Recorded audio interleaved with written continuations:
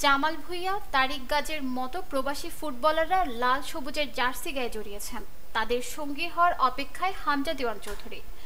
25 March শিলংয়ের ভারতের বিপক্ষে Asian cup বাছাই পর্বের ম্যাচ দিয়েই বাংলাদেশের জার্সিতে অভিষেক হতে যাচ্ছে ইংলিশ প্রিমিয়ার লিগে খেলা এই ডিফেন্ডারের। বর্তমানে শেফিল্ড ইউনাইটেডে খেলা এই ফুটবলারকে বরণের সব প্রস্তুতি চূড়ান্ত করেছে বাংলাদেশ ফুটবল ফেডারেশন। সময় কম থাকায় হামজার জন্য কোনো সংবর্ধনার আয়োজন করছে না বাফুফে। তবে হামজার সিলেট নামা থেকে শুরু করে ঢাকায় আসা, তারপর ভারতে যাওয়া পর্যন্ত তার জন্য বিশেষ নিরাপত্তার ব্যবস্থা করেছে দেশের ফুটবলের নিয়ন্ত্রক সংস্থা। হামজার চলাচলের জন্য বাফুফের একটি বিশেষ গাড়ি এবং সার্বক্ষণিক নিরাপত্তার জন্য একজন অফিসিয়ালকে দায়িত্ব দেওয়া হয়েছে বলে গতকাল একটি গণমাধ্যমকে নিশ্চিত করেছেন বাফুফের অন্যতম সহ সভাপতি ফাহাদ করিম। তিনি বলেন, হামজা 17 তারিখে সিলেট বিমানবন্দরে নামবেন। সেই সময় তাকে বরণ করে নেবেন বাফুফের 3-4 জন নির্বাহী সদস্য। এরপর তিনি চলে যাবেন হবিগঞ্জ। সেখানে যাওয়ার ট্রান্সপোর্ট বাফুফে ব্যবস্থা করেছে।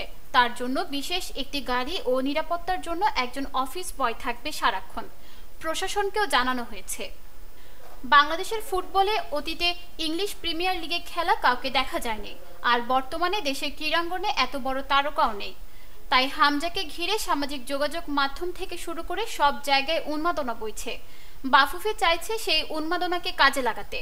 প্রথমে হামজাকে লাল গালিচার সংবর্ধনা দেওয়ার পরিকল্পনা ছিল, তবে সময় স্বল্পতার কারণে তা সম্ভব নয় বলে জানান ফাহাদ।